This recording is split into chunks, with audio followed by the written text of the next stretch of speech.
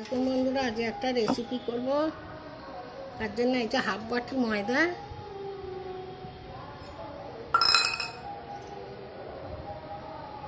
এতে দেবো চিনি,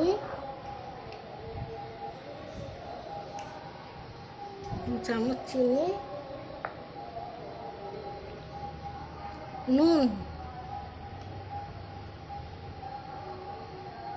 বেকিং পাউডার, বেকিং সোডা, ভালো করে মিশিয়ে নেব।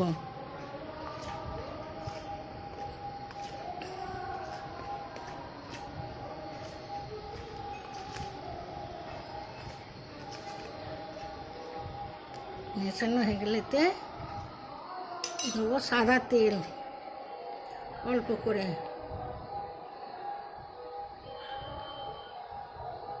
সাদা তেলটাও ভালো করে, আমার ময়দাটা বেকিং পাউডার, বেকিং সোডা, চিনি দিয়ে মাখা হয়ে গেছে। এবার এতে আমি দেবো টক দই।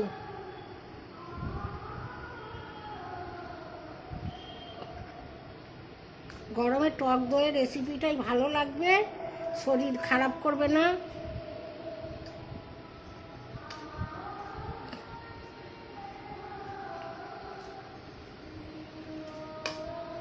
এটা কেউ আমি হাত দিয়ে মেখে নেবো।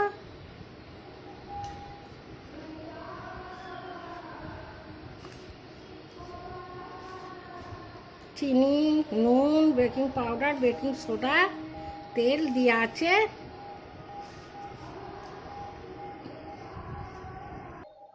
আমার মাখাটা রেডি হয়ে গেছে। এই যে তেল হাত করে রেখে দিচ্ছি।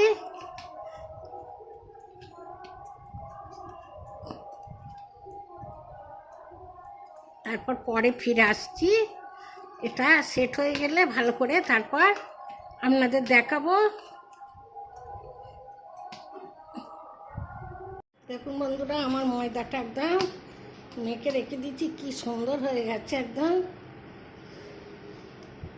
আমি রোদে বলে এই গরমে ছাদে আমার রান্নাঘর যেতে পারি না, আমি এই ইন্ডাকশানে সব করি। এগুলোকে এবার আমি একটা একটা করে গুচি করে নেব।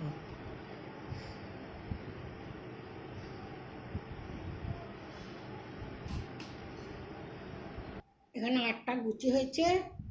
এবার আমি বেলে নেবো একটা একটা করে।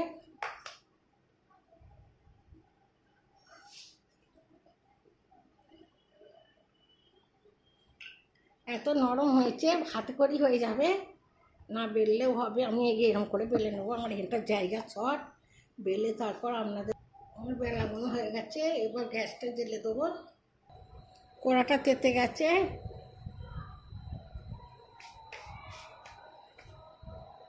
একটা একটা করে ভেজে নেবো। এত নরম হয়েছে, একে মানে দেওয়াই যাচ্ছে না, তোলাও যাচ্ছে না, একদম হচ্ছে না। উল্টে দিচ্ছি। এবার এতে তেল দিয়ে দেবো, অল্প করেই দেবো, বেশি তেল দেবো না।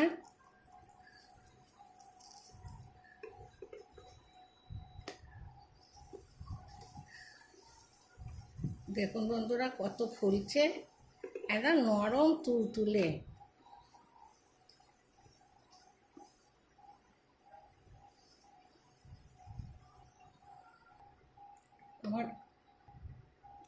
আমার একটা হয়ে গেছে। এইভাবে সবগুলো করে নেব। কত সুন্দর হয়েছে।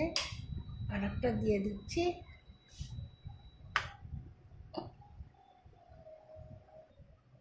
দেখুন